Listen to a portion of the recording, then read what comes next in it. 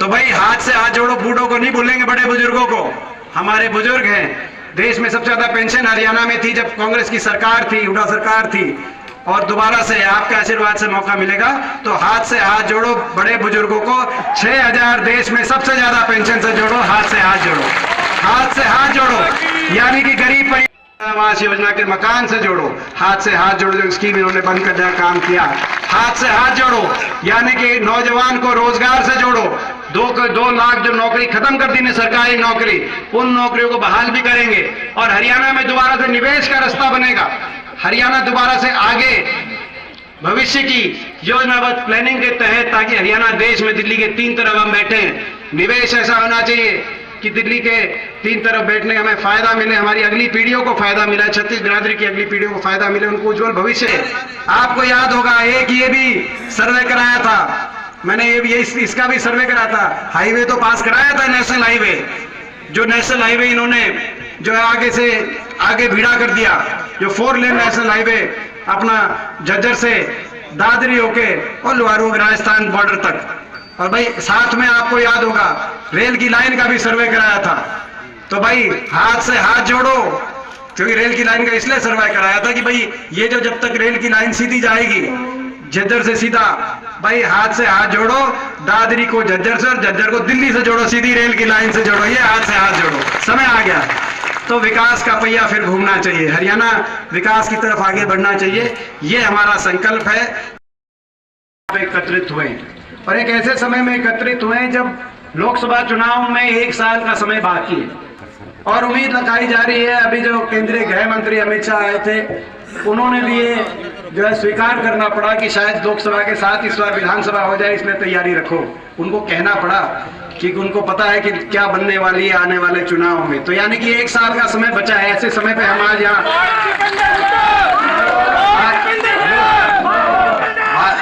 भाई इंद्रजीत का नाम रह गया था, इसीलिए जो है ना उचक के फिर भाई इंद्रजीत सांगवान जी। तो भाई जिसका रह गया था बाद में माफी मांग लूंगा। तो एक अभी 1 साल का समय बचा है। 9 साल इस सरकार को, केंद्र सरकार को तो 9 साल से पूरे 9 साल हो गए, 9 साल से ज्यादा ही समझो, और प्रदेश सरकार को 8.5 साल। इतना लंबा समय किसी भी सरकार की नीति, नियत और जमीन पे क्या परिणाम है उनको समझने के लिए बहुत होता है।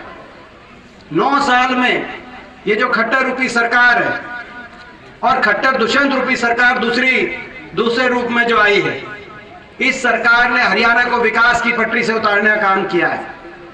जो हरियाणा देश में विकास के मामले में जाना जाता था, खुशहाली के मामले में जाना जाता था, आपसी भाईचारे के मामले में देश में जिक्र होता हरियाणा का, अमन चैन शांति, कानून व्यवस्था और विकास के हर पैमाने पे देश में हरियाणा अव्वल नंबर पे आता था, आगे रहता था।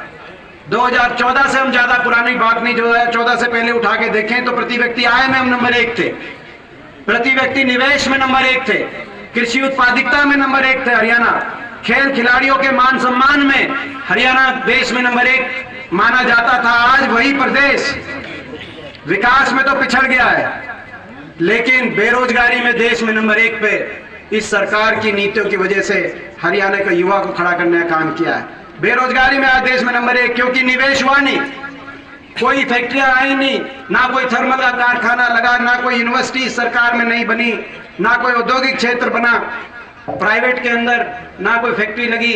और सरकारी रोजगार तो धीरे धीरे सरकारी नौकरियां खत्म कर दी। 2 लाख सरकारी नौकरी तो केवल हरियाणा सरकार ने समाप्त कर दी, प्राइवेट की तरफ ले गए।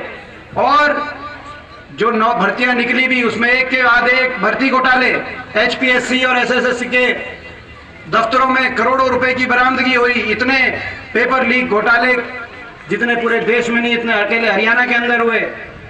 और जहां केंद्र सरकार की बात है, केंद्र सरकार में भी जो नौकरी मिलती थी, ये वो इलाका है देश में 10वां सैनिक देने का काम करता था। तो ये इलाका करता था, हमें गर्व है, हम इस इलाके के में हमने जन्म लिया, इस इलाके से 10वां सैनिक जाता था।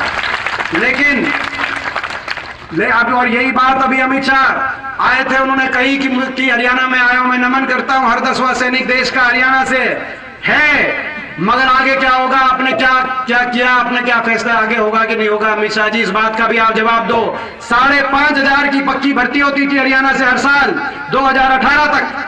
19 के बाद, कोरोना के बाद 3 साल की भर्ती नहीं हुई, और 3 साल के बाद अग्निपथ योजना ले आए, जहां 5,500 की हर साल पक्की भर्ती होती थी। इस साल 914 अग्निवीर हरियाणा से सरकार ने लिए, 914 में से, यानी कि केवल 225 ये पक्के होंगे। बाकी आपको पता है 3 साल के 4 साल के बाद बिना पेंशन के घर वापिस आ जाएंगे। कहां 5,500 की पक्की भर्ती हर साल, और कहां 225। कितना बड़ा नुकसान इन्होंने हरियाणा किया, और कह रहे हैं कि हमें गर्व है। अमित शाह जी ने कहा कि गर्व है, हरियाणा, हर 10वां सैनिक हरियाणा से आता है। दूसरी बात कही कि गर्व है, देश का हर दूसरा मेडल हरियाणा से आता है। आता था अमित शाह जी, और आता है, लेकिन क्या आप इस लायक छोड़ोगे? हमारे आज खिलाड़ी अपने सम्मान के लिए, अपनी इज्जत बचाने के लिए आज जंतर मंतर में बैठे हैं। आपने जो ये बातें कही हैं, ये बातें इस तरह का हरियाणा बनने में दशकों लग गए। देश में सबसे आगे हरियाणा पहुंचा था, मगर आपकी सरकार, हरियाणा के अंदर ऐसी सरकार आई, आज बेरोजगारी में देश में सबसे आगे, महंगाई ने सबकी कमर तोड़ दी। हर गरीब घर, गरीब परिवार आज महंगाई की मार। 400 रुपए का सिलेंडर होता था, पूरा 400 भी नहीं, 350 का होता था जब हमारी सरकार थी। सारी महिलाएं बैठी, मेरी काकी ताई बैठी हैं, एक आधी बुआ भी बैठी है। कितने का सिलेंडर हो गया ये बताएंगी। तो महंगाई में, बेरोजगारी में देश में सबसे आगे ले गए। कानून व्यवस्था की विफलता में एक के बाद एक ऐसे कानून व्यवस्था के मामले सामने आ रहे हैं, और भ्रष्टाचार में आपस में महकमे बांट लिए। समझौता हो गया बीजेपी का, जेजेपी का, और किस बात पे समझौता हुआ मुझे बताने की जरूरत नहीं, आप एक एक बात जानते हैं। कोई राजनीतिक का धर्म नहीं था वो समझौता, अधर्म था समझौता। महकमे बांटने पे समझौता हुआ। कौन सा महकमा किसके पास जाएगा, कौन सा महकमा दुष्यंत चौटाला के पास जाएगा, कौन सा किस बीजेपी के मंत्री के पास जाएगा, किस महकमे से कौन कितनी कमाई करेगा, इस आधार पे महकमे बटे। बाकी पूरी बात तो एक एक महकमा, शराब का महकमा किसके पास है, रजिस्ट्री का महकमा किसके पास है, आबकारी का महकमा किसके पास है, कौन कितना, कौन कितना जीवन लग रहा है, और कौन एक खोपड़ है जो सारा ही जीवन लग रहा है। दादा गौतम बता देगा, मैंने बताने की जरूरत नहीं। खट्टर साहब कहते थे 75 पार, और जेजेपी वाले कहते थे बीजेपी को करो जमुना पार। इलेक्शन हो गया, दोनों बन गए पक्के यार। बना दी चंडीगढ़ में भ्रष्ट सरकार। ईब लोग कह रहे हैं, लोग कर रहे हैं हाहाकार। ये कहानी बन रही है। कहा जब नतीजा आया तो हमने कहा कि भाई आप बीजेपी के खिलाफ वोट लेके आए हो, आप कांग्रेस पार्टी के साथ आओ, हुड्डा साहब के साथ आओ। तो बयान आया, दुष्यंत चौटाला जी का बयान आया कि बुढ़ापा पेंशन का हमारा वायदा है। हुड्डा साहब ने कहा कि वो कांग्रेस के घोषणा पत्र से चोरी किया आपने, वो हमारा भी वही वायदा है। हम 1 नवंबर 2019 में, यानी कि आज से 3.5 साल पहले, हम 6,000, हम 5100 बुढ़ापा पेंशन देंगे, और 1 तारीख से देंगे। आप हमारे साथ आ जाओ, आप हमारे साथ आ जाओ। उन्होंने कहा नहीं, मगर जब हुड्डा साहब की स्टेटमेंट आई तो उसके बाद अमित शाह के घर गए। अंदर क्या बात हुई मुझे नहीं पता, लेकिन बाहर आके ये कहा कि नहीं, कांग्रेस के हाथ से नहीं दिलाएंगे पेंशन, तो दिलाएंगे 5100, लेकिन खट्टर साहब के हाथ से दिलाएंगे, बीजेपी के हाथ से दिलाएंगे। मैं पूछना चाहता हूं, 5100 पेंशन आली या नहीं आली?